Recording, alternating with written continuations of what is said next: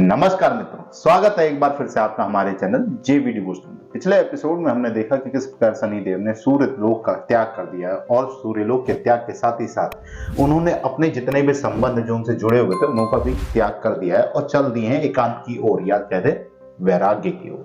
त्याग तो उन्होंने माता का उसी क्षण कर दिया था जब माता ने उनकी माता छाया को अपशब्द बोला था, लेकिन एक जिसे भौतिक त्याग कहते हैं अपने पिता का, अपनी माता का, ये कहते हुए कि ना मुझे को पिता ने श्राप देने से वंचित रखा और ना माता ने, सूर्य पत्नी ने। तो इस पूरे प्रकरण में काकोल ने अपनी मित्रता का हाथ आगे बढ़ाते हुए शनिदेव को रोका है। अब काकोल ने जिस प्रकार के शब्दों का इस्तेमाल किया है शनिदेव के सामने कि आप सूर्य पुत्र हैं, शनिदेव काफी क्रोधित हुए। क्या करेंगे वो काकोल के साथ? इस क्रोध में क्या काकोल की मित्रता कार्य करेगी उनके लिए, या यूं कह लें कि जो त्रिदेव की संरचना है उनको कर्मफल दाता बनाने की? क्योंकि त्रिदेवों ने भी कह दिया है कि समय को अपना कार्य करने दें। वो कब पूरा होगा ये हमें एपिसोड में पता चलेगा। तो फिलहाल बिना विलंब किए शुरू करते हैं एपिसोड 69 पार्ट 1। तुम तो शनि हो, सूर्य पुत्र शनि। मैं सूर्य पुत्र नहीं हूँ, केवल छाया पुत्र शनि हूँ मैं। और मेरा ना तो सूर्यलोक से और ना ही किसी देव से किसी प्रकार का संबंध है। महादेव से भी तो विरक्ति की ओर आगे बढ़ रहे यही हैं। मेरा अंतिम निर्णय है। अरे सारे संसार से व्यस्त हो गए।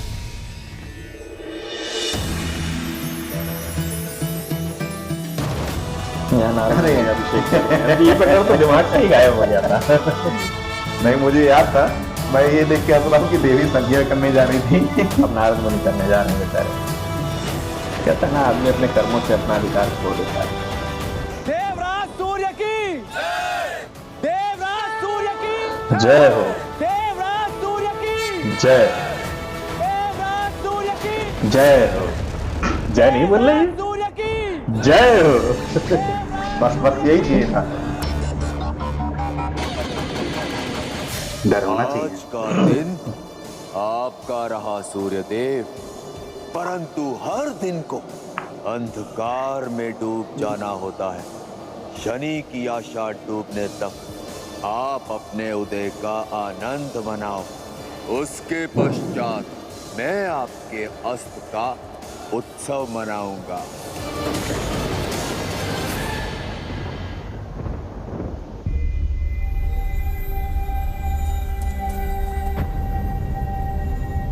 आशा मत खोना मित्र। मैं तो कौन मटोल काकोल हूँ ना, तन के साथ साथ बुद्धि से भी कौन हूँ ना। तुम जैसी चेतना है मुझ में, ना ही बुद्धि। ईशा जी, दंड देना चाहते हो स्वीकार है मुझे।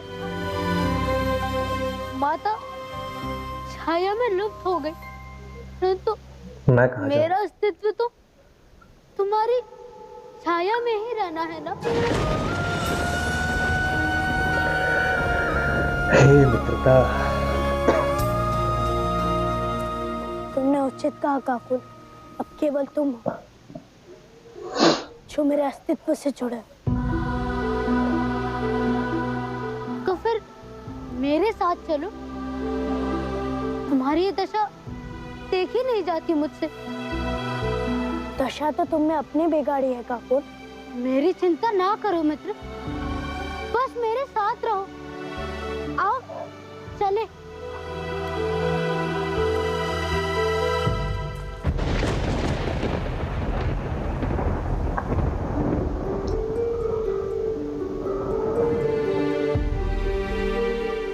आओ मित्र, तुम मेरे साथ मेरे लोक में चलो, काक लोक में। काक लोक? जहाँ ना देवों का लालच है, ना ही दानवों का लोभ, ना ईर्ष्या, ना ही क्रोध।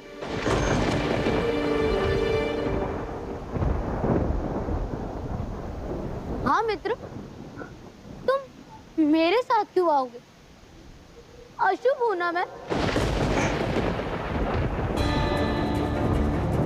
स्मरण है ना मैंने तुम्हें बताया था कि सब मुझे अपशकुनी समझते हैं। मैं जहाँ जाता हूँ वहाँ कुछ अनिष्ट हो जाता है। तुम्हारा भी तो अनिष्ट ही किया है मैंने। शनिदेव और काकोल की कहानी में कुछ ज्यादा फर्क है। उनको भी अपशकुनी समझा जाता है।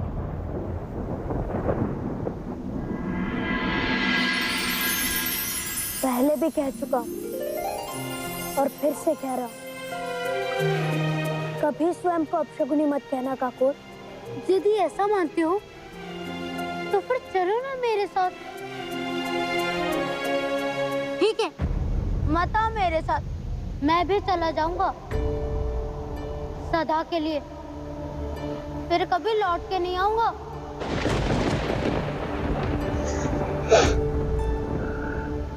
सुना, मैं जा रहा हूँ सदा के लिए, फिर कभी नहीं लौटूंगा मैं।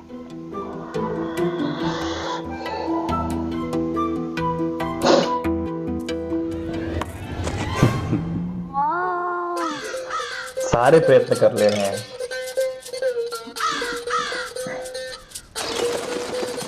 चंचल स्वभाव है इनका। दिल वो साफ है। कभी बिना गिरे नहीं चल सकते। क्या करूं? मेरी गोल मटोल बुद्धि को कोई दिशा समझ में ही नहीं आती। तुम्हारा साथ मिला तो दिशा मिली, साथ छोड़ रहे हो तो भ्रमित तो होऊंगा ही ना।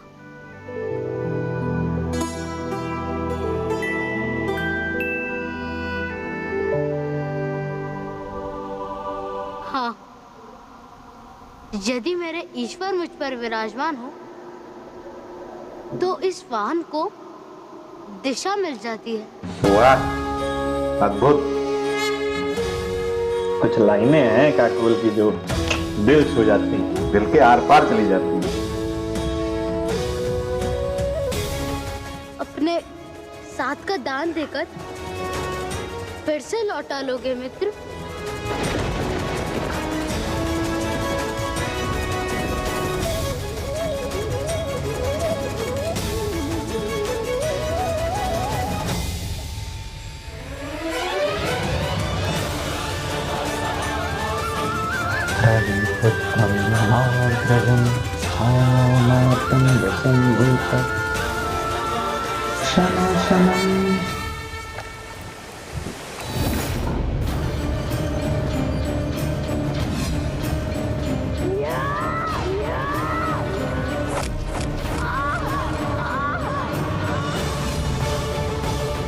मेरी माता को इतना अपमान सहना पड़ा केवल उस शनि के कारण।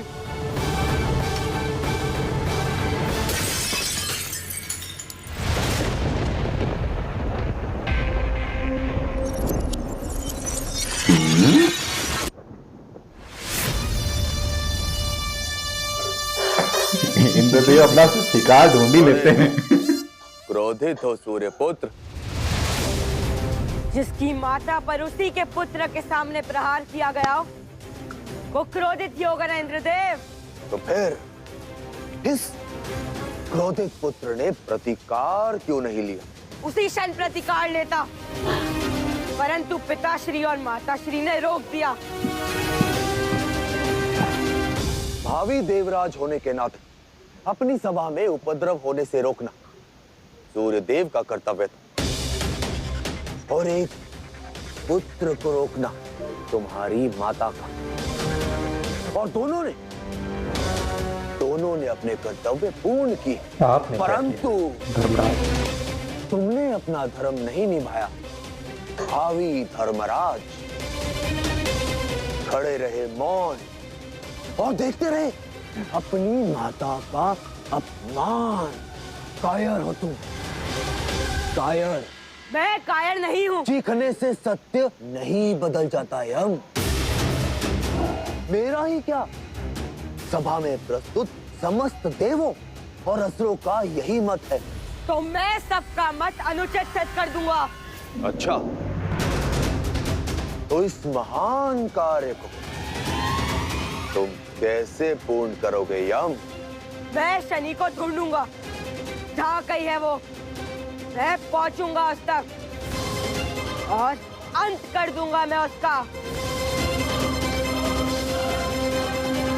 स्मरण है ना यम कि शनि ने सभा में क्या कहा था कि जो भी उसके पीछे आएगा वो उसका अंत। यदि वो कर्म फल जाता है तो मैं धर्मराज हूँ इंद्रदेव। पहले शनि का वध करूंगा और फिर उसकी आत्मा को अनंत काल तक पीड़ा दूंगा मैं। अब वाह, यम शनि पूरा के प्लान पास बना जाए। लिए। क्रुद्ध शनि ऐसा कुछ कर बैठेगा कि त्रिदेव के समक्ष प्रश्न खड़ा हो जाए कि वो कर्म फलदाता होने का पात्र है या नहीं। उनके हमेशा और एक फिर तीर से दो मेरा शिकार पद, होता है। मेरा सिंहासन मेरा होगा। हमेशा वार करने के लिए इनको कोई दूसरा चाहिए होता है। कंधा किसी और का ही इस्तेमाल करते हैं। अब कहने का तात्पर्य यह है कि यदि हम ऐसा होगा तो नहीं, लेकिन अगर धर्मराज की हानि होती है तो कर्म फलदाता की हानि स्वतः ही हो जाएगी। अगर धर्मराज कर्म फलदाता की हानि कर देते हैं कोई अनिष्टकारी कार्य इनके हाथ से नहीं हो सकता। काकलोक में स्वागत है मित्र।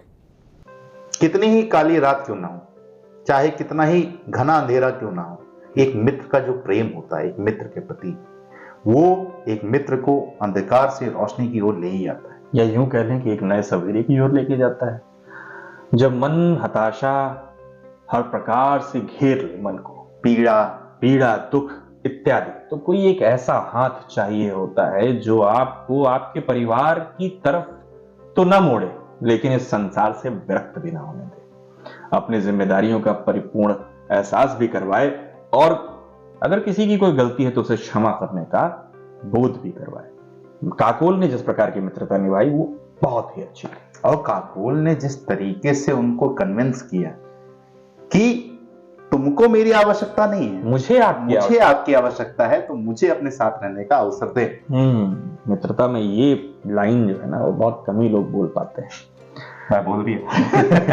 दूसरी तरफ हम देख रहे हैं कि इंद्रदेव को फिर से उनका एक नया अस्त्र मिल गया है, वो यमास्त्र।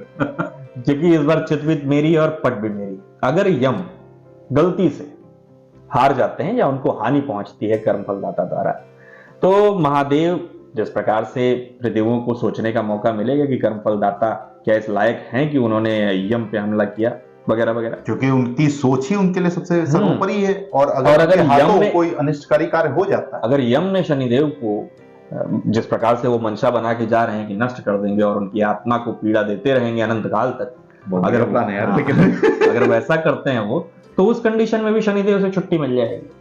तो प्लान तो फ्लॉप होगा, लेकिन होगा कैसे ये देखने लायक होगा। तो इस एपिसोड को यही समाप्त करते हैं। शीघ्र ही लौटेंगे नई वीडियो के साथ, तब तक के लिए राधे राधे।